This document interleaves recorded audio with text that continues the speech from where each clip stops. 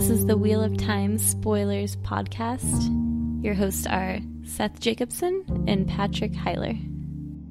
Chapter 50, The Hammer, and our symbol is the snake in the wheel. The getting of the hammer for Perrin is a hugely significant event in his life and in the pattern as well. And it's one of the prophecies, basically. The afternoon sun was hot as the ferry docked in Tyr. Puddles stood on the steaming stones of the dock, and the air seemed almost as damp to Perrin as Ilion's had. The air smelled of pitch and wood and rope. He could see shipyards further south along the river, of spices and iron and barley, of perfumes and wines and 100 different aromas he could not single out from the melange, most coming from the warehouses behind the docks. When the wind swirled momentarily out of the north, he caught the scents of fish, too, but those faded as the wind swung back. No smells of anything to hunt. His mind reached out to feel for wolves before he realized what he was doing and snapped his guard shut. He had done that too often of late. There had been no wolves, of course, not in a city like this. He wished it did not feel so alone. As soon as the ramp at the end of the barge was lowered, he led Stepper up to the dock after Moraine and Lan. The huge shape of the stone of Tyr laid off to their left, shadowed, so that it looked like a mountain, despite the great banner at its highest point. He did not want to look at the stone, but it seemed impossible to look at the city without seeing it. Is he here yet? Perrin's thinking. Light. If he has already tried to get into that, he could be dead already, and then it would all be for nothing. Small reference to melange there. I couldn't help but think of Dune. The spice. The spice. The spice must flow. What are we meant to find here? Zareen asked behind him. She had not stopped asking questions.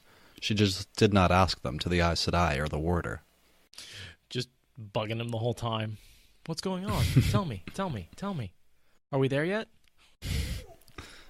So, why are people trying to kill us? Shut up, Zareen. No questions. And they've definitely done a bit of, like, verbal sparring, because he bites back a sharp retort, because he's worried that she's going to be better at it than he is. Because she is? Because she is. Moraine thought she was Min's falcon, and it did nothing to stop Perrin wondering if she was the beautiful woman Min had warned him against, too. Nope, that's Lanfear. Yeah, but it does tell us what Perrin thinks of Fael, or at least a little bit. Totally. He's definitely more and more... The more attracted he is to her, the more worried he is that she's the most beautiful woman he's like, well, she is a beautiful woman, but is she the beautiful woman? Perrin observes that Lan and Moraine are hiding their identity, which is pretty normal, but they are in Tyr.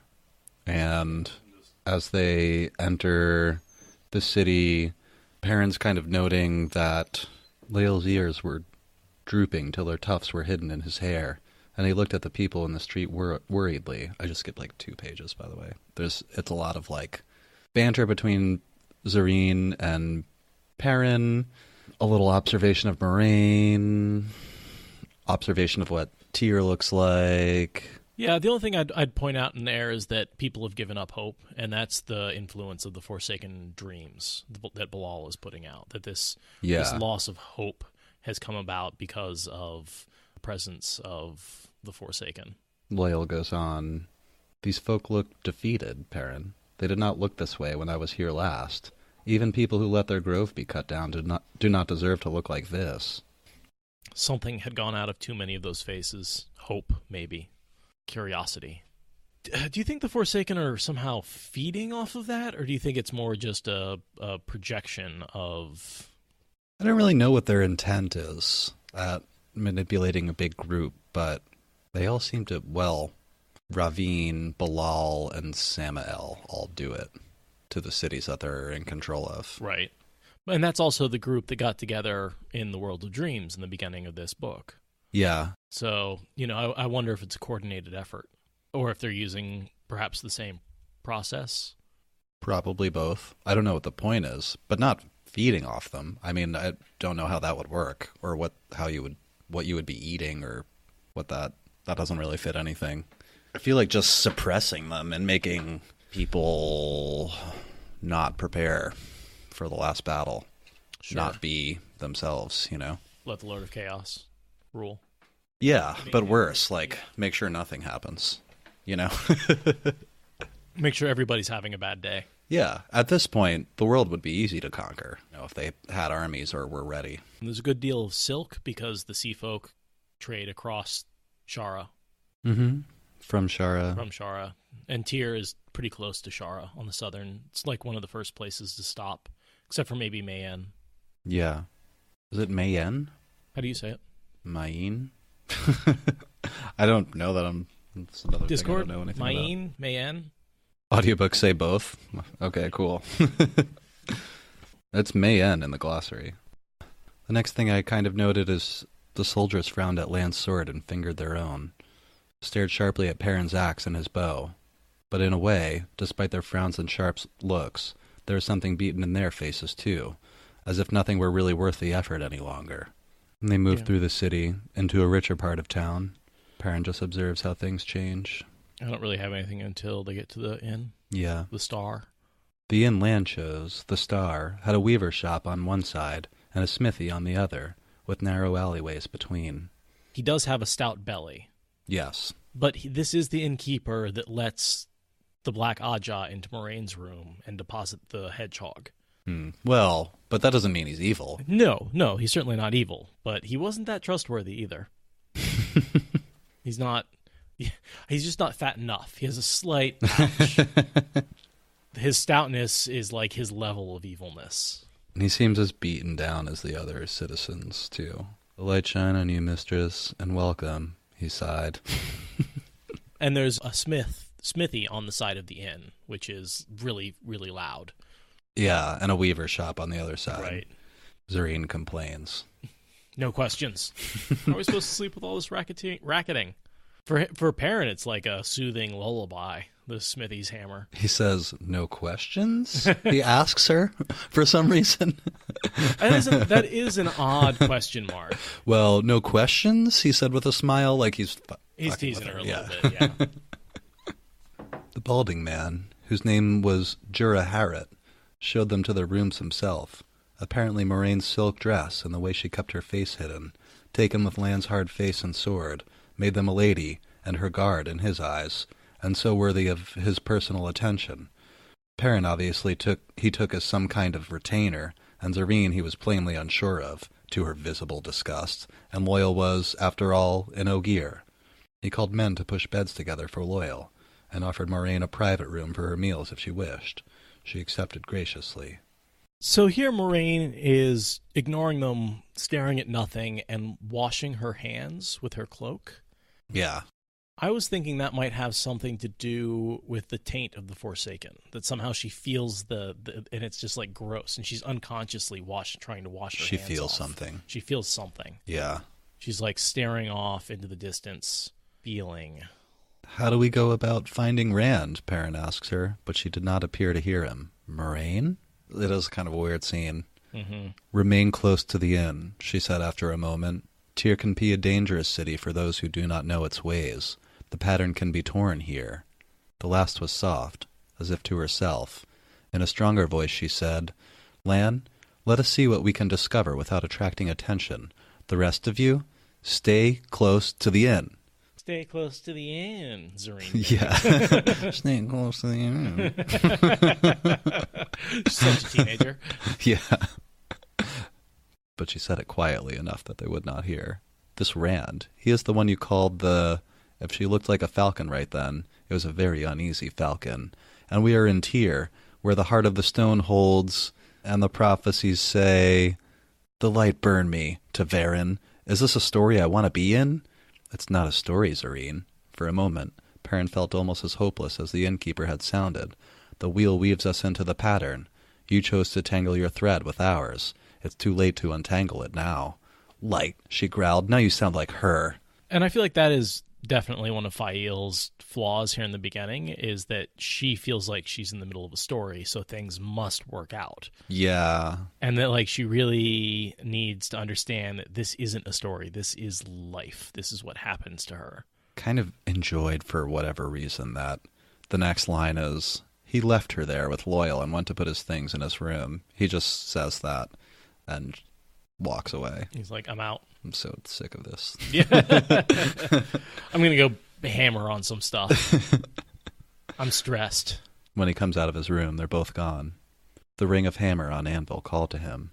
And that call, he gets the hammer that he carries. Yes, this is the hammer. Until Mahalanar. Yeah. I believe he uses this hammer to forge Mahalanar. Yes. And kill a bunch of people. Well, yes. I'm just saying. This hammer does get soaked in blood. There's no doubt a quenched in blood, you might say. I'm going to read a bit, like the lead-in, and then I just left the whole middle part blank when he's, like, working in the forge. Yeah, but, I just didn't even... Yeah, I don't even know what to do. So much in Tyr looked odd that it was a relief to walk into the smithy. The ground floor was all one large room, with no back wall, except for 2 long doors that stood open on a yard for shoeing horses and oxen, complete with an ox sling. Hammers stood in their stands. Tongs of various kinds and sizes hung on the exposed joists of the walls. Buttresses and hoof knives and other farrier's tools lay neatly arranged on wooden benches, with chisels and brake irons and swages and all the implements of the blacksmith's craft. Bins held lengths of iron and steel in various thicknesses. 5 grinding wheels of different roughness stood about the hard dirt floor, 6 anvils, and 3 stone-sided forges with their bellows, though only one held glowing coals.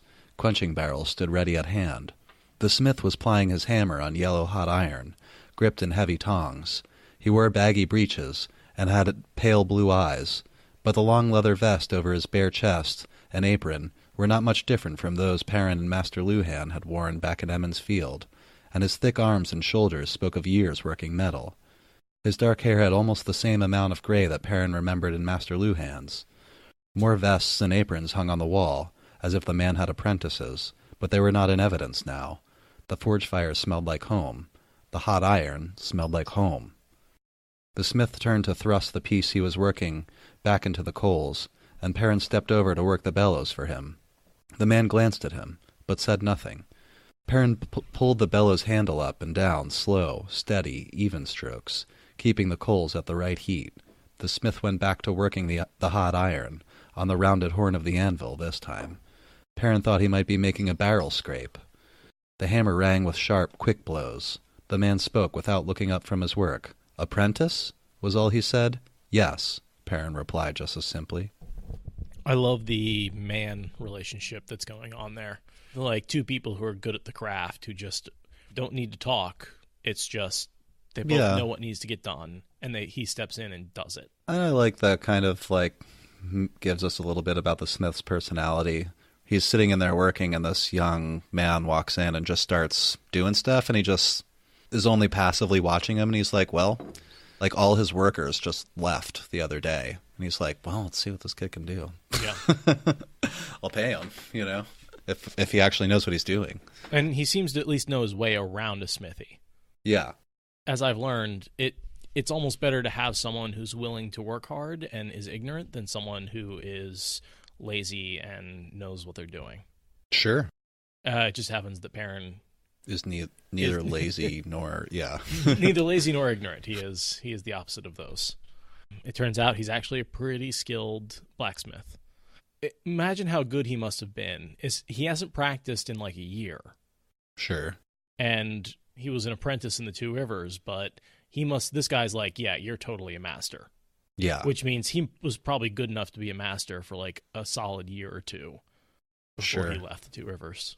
And, I think Perrin had a traditional apprenticeship too. And when I say traditional, what I mean is like his parents sent him and he like lived with the blacksmith. I imagine from a pretty early age, his parents were just like, this is what you're going to do. Hope you like it. Right. If not, too bad. I mean, clearly he grew up swinging a hammer. His body is adapted to swinging a hammer. Right. And when we talk about brains as they develop, the fact that they can learn skills at a younger age more completely.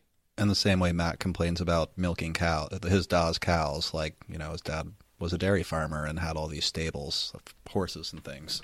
Horses and cows. The smith worked on for a time. It was a barrel scrape, for cleaning the insides of wooden barrels. Now and again, he eyed Perrin consideringly. Setting his hammer down, just for a moment, the smith picked up a short length of thick, square stock and pushed it into Perrin's hand. then picked up his hammer again and resumed work. "See what you can do with that," he said. A working interview. Yeah. It's a piece of stock metal. It's not a big investment for him. Right. If it turns out crappy, he just throws it away. Yeah. But Perrin turns it into another kind of tool that I really don't know anything about. A chamfer. A chamfer. Was that what it was? I think he said it was for trimming the edges of the... Chamfer. Chamfer. Chamfer knife. Okay, yeah. And what I was able to see was basically it's a blade with handles on either side that you can like pull towards you and cut the edge of a barrel with. Yeah, it's like a draw knife, but it's shaped differently. A draw knife is the same thing, basically, but it's flatter, and it's more for like, it's like for taking a big piece of lumber and shaving like the bark off of it, say. Sure. And you would sit and just like pull back toward yourself. So this is basically doing the same thing with the top of a barrel just to smooth it off after you've got all the rings and stuff in place. Yeah, this looks like a finer tool. Anyway. For smoothing and leveling the tops of barrel staves after they were hooped together, among other things. So yeah, the barrel staves are the ends of the barrel, and then the hoops are the metal hoops that go around. So you basically drop those in, put the metal rings around it, hammer them into place, and then you have all these pieces of wood sticking up at different heights, and you just cut them off on a level. Mm-hmm. A very neat bit of work, the smith said. I'm skipping like a page and a half. No wasted motion. You looking for work? My apprentices just walked away, all 3 of them, the worthless fools, and I've plenty you could do. Perrin shook his head. I do not know how long I will be in Tyr. I'd like to work a little longer, if you don't mind. It has been a long time, and I miss it. Maybe I could do some of the work your apprentices would have done. The smith snorted loudly. You're a deal better than any of those louts, moping around and staring, muttering about their nightmares, as if everyone doesn't have nightmares sometimes. Yes, you can work this here, as long as you want. Another reference to the dreams. Yeah. I'm really beating us over the head with the dream thing. And I'll read this last part. Light. I've orders for 12 draw knives and 3 cooper's adzes, I don't know what that is, and a carpenter down from the street wants a mortise hammer, don't know what that is either, and too much to list it. Start with the draw knives, and we'll see how far we get before night. Perrin lost himself in the work, for a time forgetting everything but the heat of the metal, the ring of his hammer, and the smell of the forge. But there came a time when he looked up and found the smith, Dermid Ajala. He had said his name was... Ahala, maybe? Ahala? I kind of like the sound of that better. Dermid Ahala, he had said his name was, taking off his vest, and the shoeing yard dark. All the light came from the forge and a pair of lamps, and Zareen was sitting on an anvil by one of the cold forges, watching him. So you really are a blacksmith, she said. He is that, mistress, Ahala said. Apprentice, he says, but the work he did today amounts to his master's piece as far as I am concerned. Fine stroking, and better than steady. Perrin shifted his feet at the compliments, and the smith grinned at him. Serene stared at the both of them with a lack of comprehension. Shop talk. Yeah. But I really love that sentence from Fael. So you really are a blacksmith? Oh, yes, Rady, I see. It's like an axe, but it's turned sideways. That's also for carving. I've seen that before. I didn't know what it was called, though. I watched a documentary demonstration once about how to make a canoe out of a log with rocks, essentially. And you make that tool. And right. You just like... Scrape. It's like a really heavy hoe, essentially.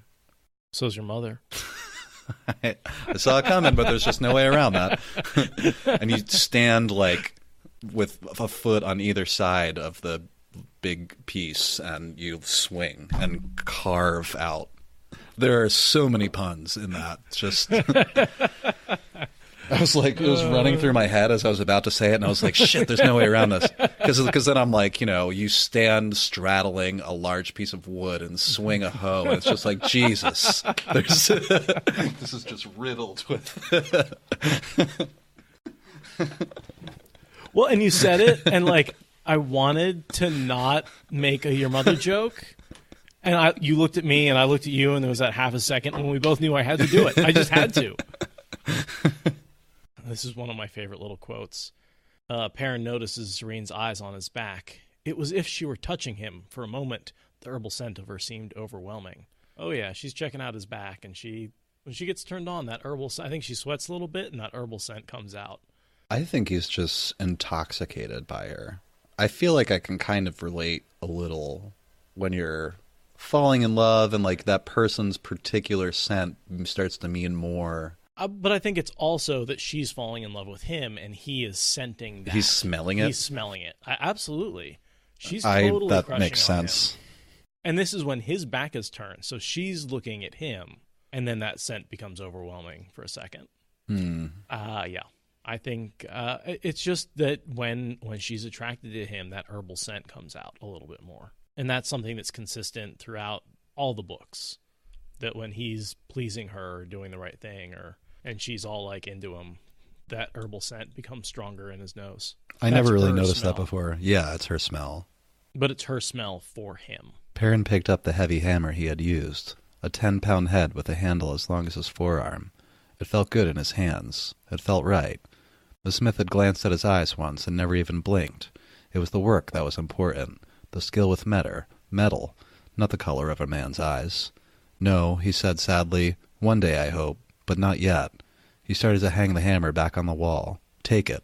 A howl cleared his throat.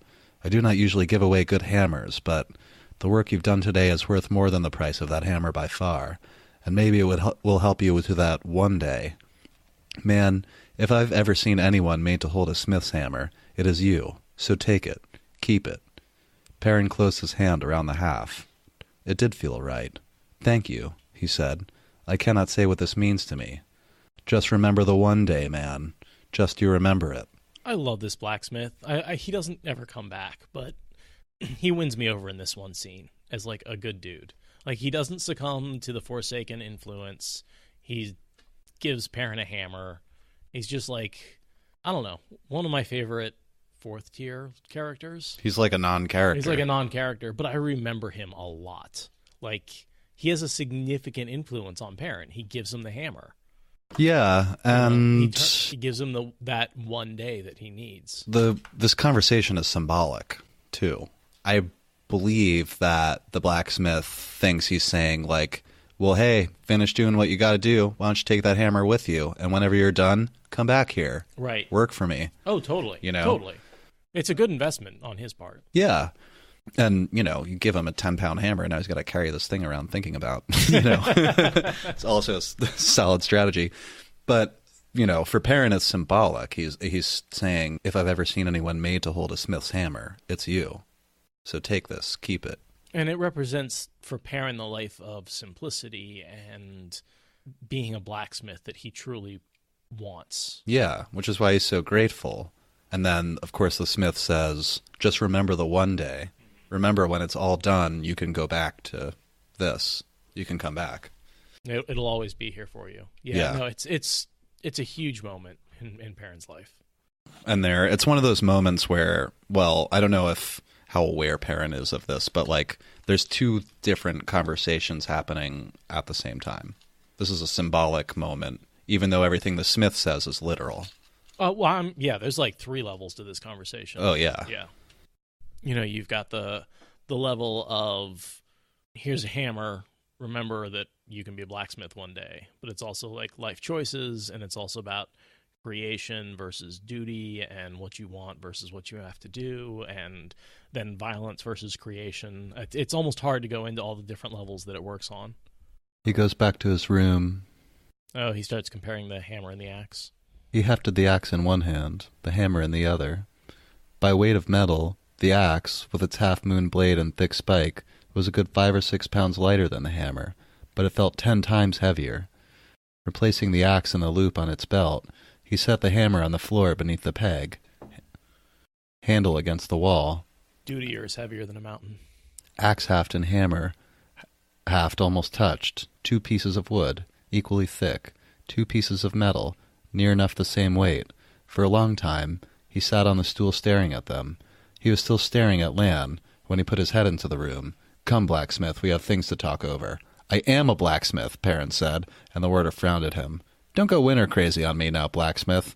If you cannot carry your weight any longer, you may drag us all down the mountain. I'll carry my weight, Perrin growled. I will do what has to be done. What do you want? You, blacksmith, don't you listen? Come on, farm boy. Don't make me repeat myself.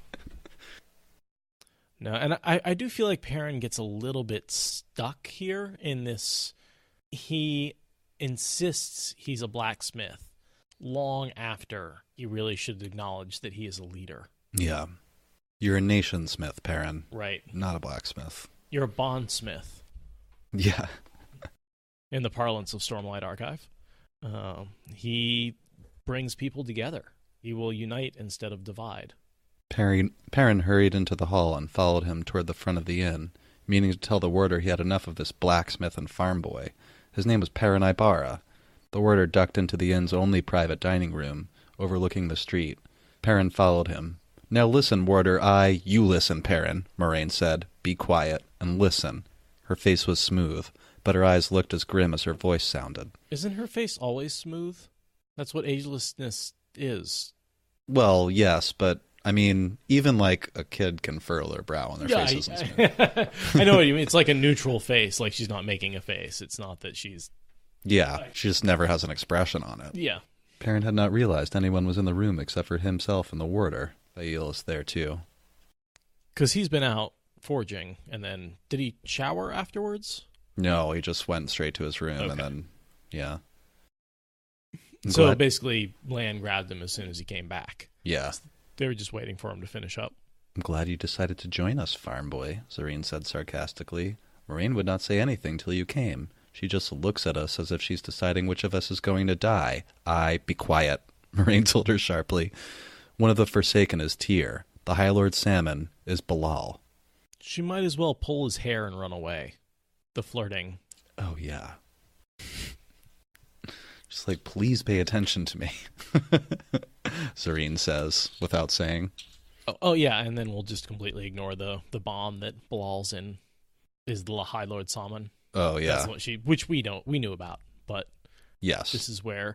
How do you think she figured it out? Do you think she just she went out? No idea. It's the same way she how did she know that Samuel was in Ilion?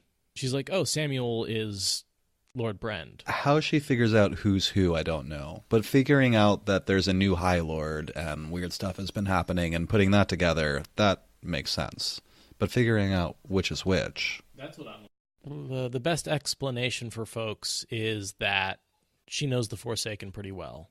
She gets descriptions of the Forsaken from people's dreams, and maybe she's able to match up. She knows, I can figure out which Forsaken is the new one, or which Lord is the new Lord who's taking control. Right. That must be the Forsaken. And then I can figure out which one it is based on people's dreams and the way they describe them. And then she has descriptions of the original way they look. That's my only... there could be a bunch of other ways that she figures it out. We don't get any description of what she goes and does. Yeah. I love here that Loyal does his whole, I want to go, and Moraine says, fine, go. And he's like, well, never mind. Yeah, that's essentially what happens there. And Moraine says a little after, I fear he means to let Rand enter the heart of the stone, take Kalandor, then take it away from him. I fear he means to kill the Dragon Reborn with the very weapon that is meant to herald him. Which I feel like would also be fairly easy to deduce. Right. Well, that's a good plan. I mean, it's the obvious plan. Yeah. Right? Like, no one else can get to the sword. Everyone wants the sword. Let him take it, and then it's freely available for you to kill him and take off his dead body, Yeah. In that moment of taking, is when he's the most safe to attack, before he learns how to use it, while he still doesn't know a lot about the power, and when he's still in shock from picking it up for the first time and channeling that much power for the first time. Sure. There's a period of time where he is struggling to bring himself into balance. He's dancing on that razor's edge. Mm-hmm. And it takes him a few seconds to pull himself into balance, and he is vulnerable during that time. I'll read a little more. Perrin took a chair uneasily. Moraine, you were saying a lot of things right out that you told us we must not even think about. You do have this room warded against listening, don't you? When she shook her head, he gripped the edge of the table hard enough to make the dark oak creak.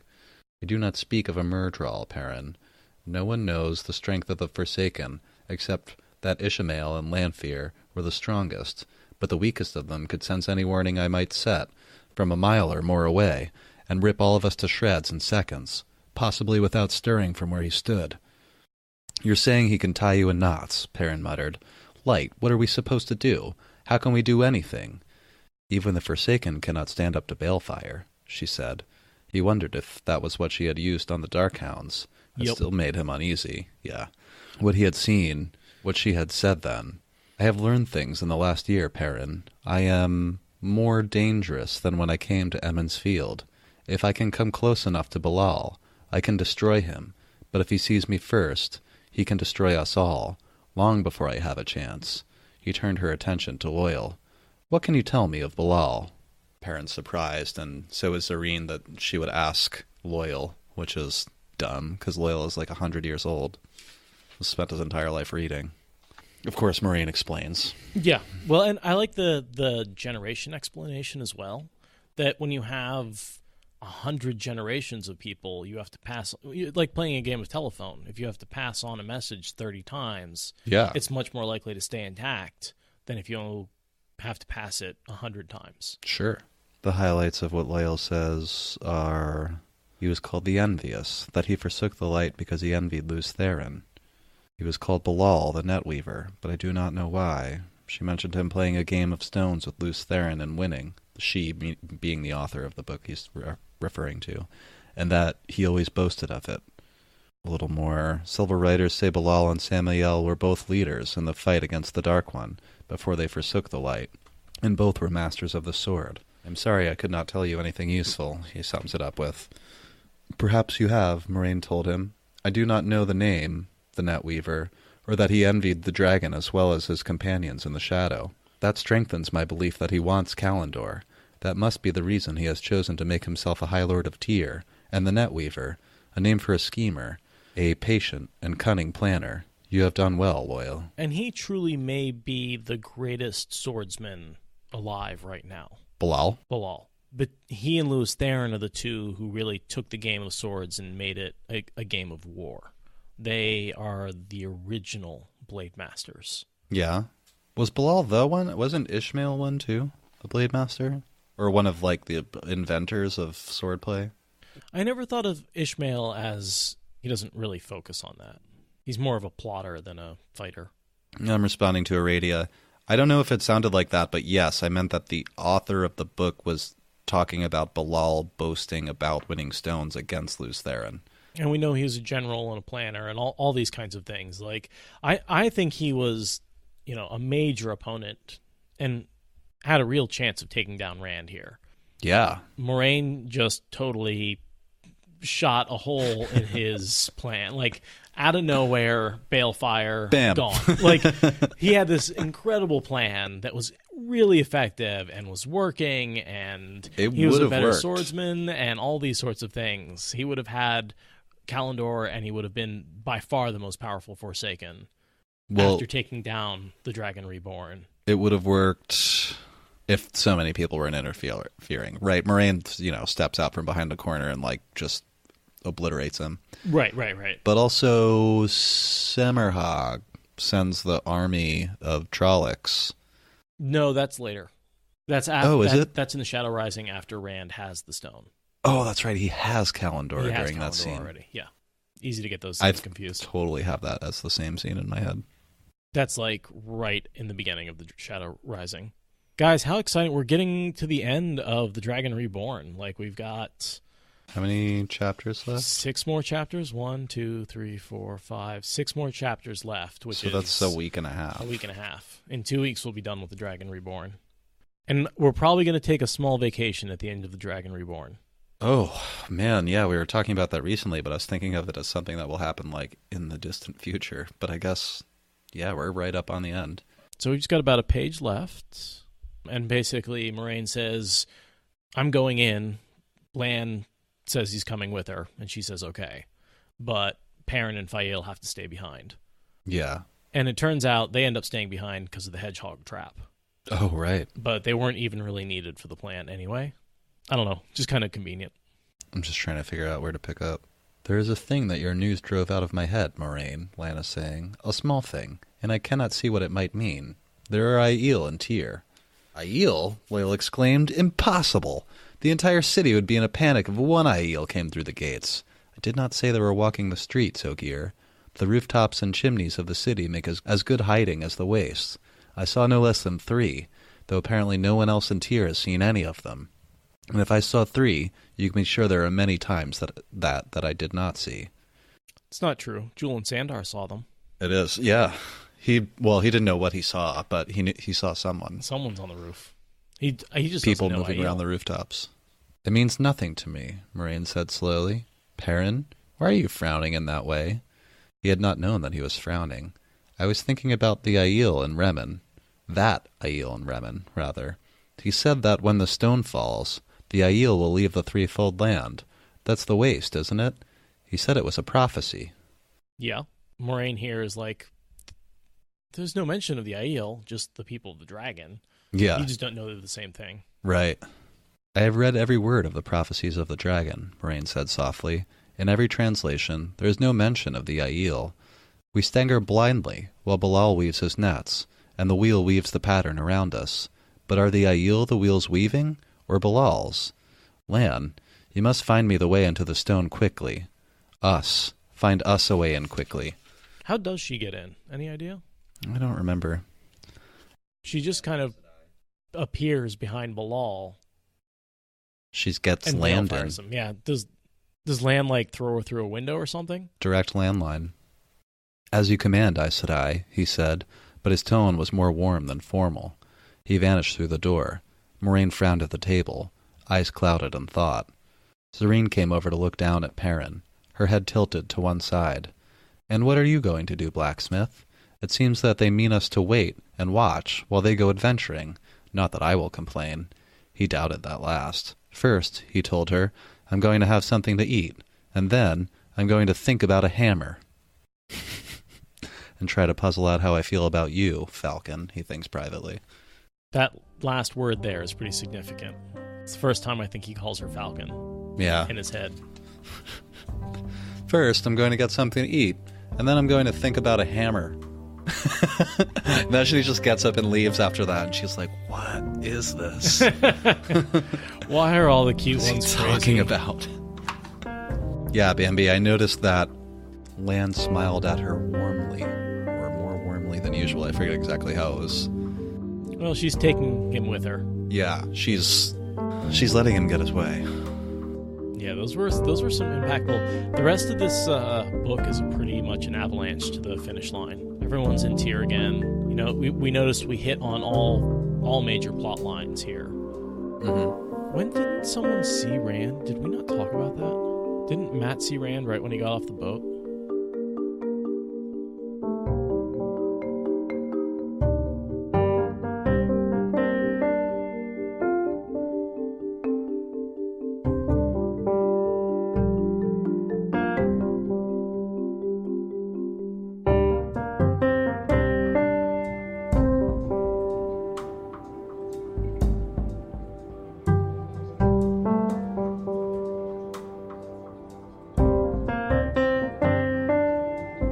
The issue with Disney is the fans, right?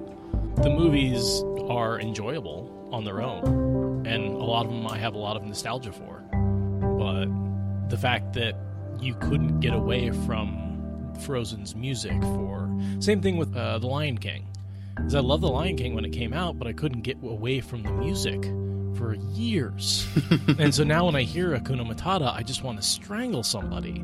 Not because I didn't like the movie or didn't enjoy the music, but it just became such a... It's crazy how iconic that stuff gets. Oh my god. So fast. Yeah. God, it would be like if some obnoxious fans took one of their favorite books and just picked it apart, chapter by chapter, word by word, over hundreds of hours of audio. It would be obnoxious. Who would waste their time listening to that? Looks directly into camera.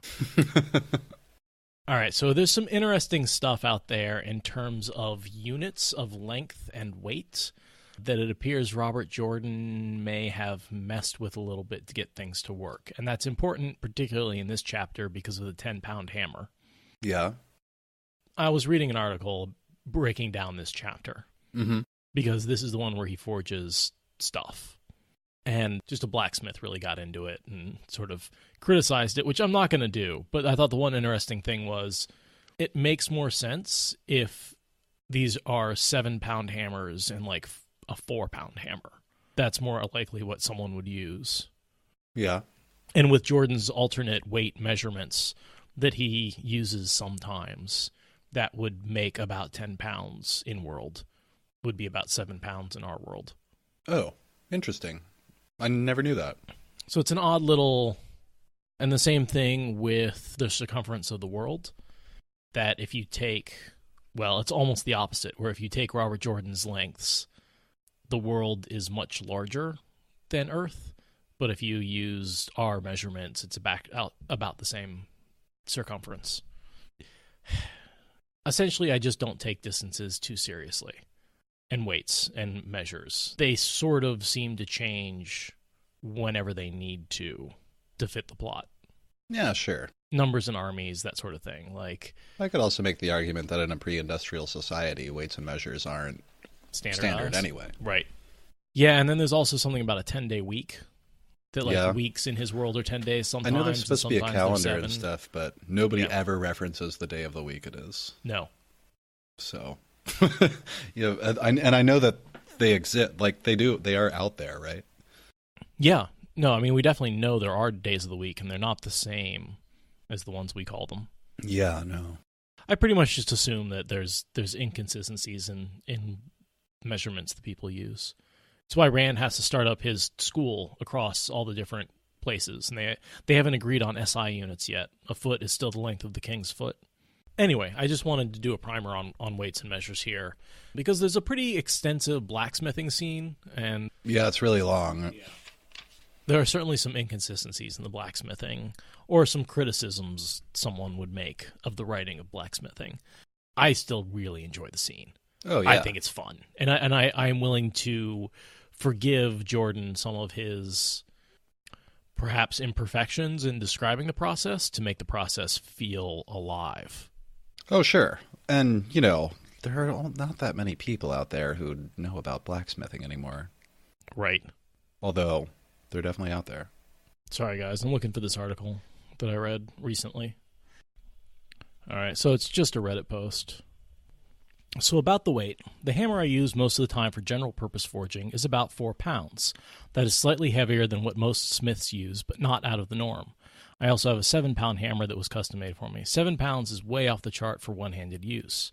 Anyone who's an expert in this field is going to criticize the way it's written. It's never going to be perfect. Sure. And so he just goes through and says, yeah, I'd hold the hammer differently, and this heat is too hot or too cold, or, little nitpicky stuff like that. Yeah.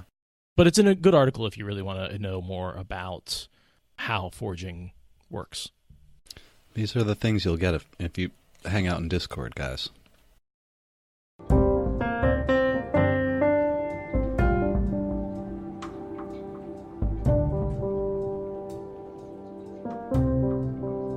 I mean, clearly he grew up swinging a hammer. His body is adapted to swinging a hammer. Right. And when we talk about brains as they develop, the fact that they can learn skills at a younger age more completely. And the same way Matt complains about milking cow, that his da's cows, his dad was a dairy farmer and had all these stables of horses and things. Horses and cows. Oh, so that's why Matt's so good with the women. I don't know what that's supposed to mean. Cut that.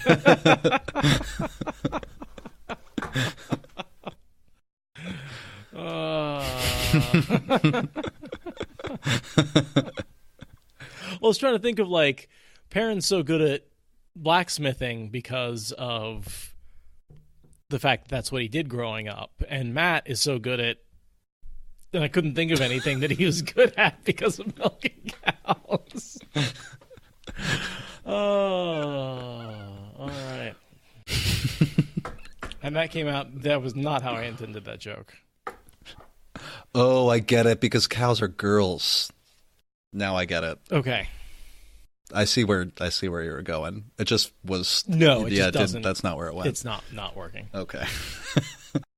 Thank you for listening to the Wheel of Time Spoilers podcast. Rate us in the Apple Podcast app or support us on Patreon. Is that good enough?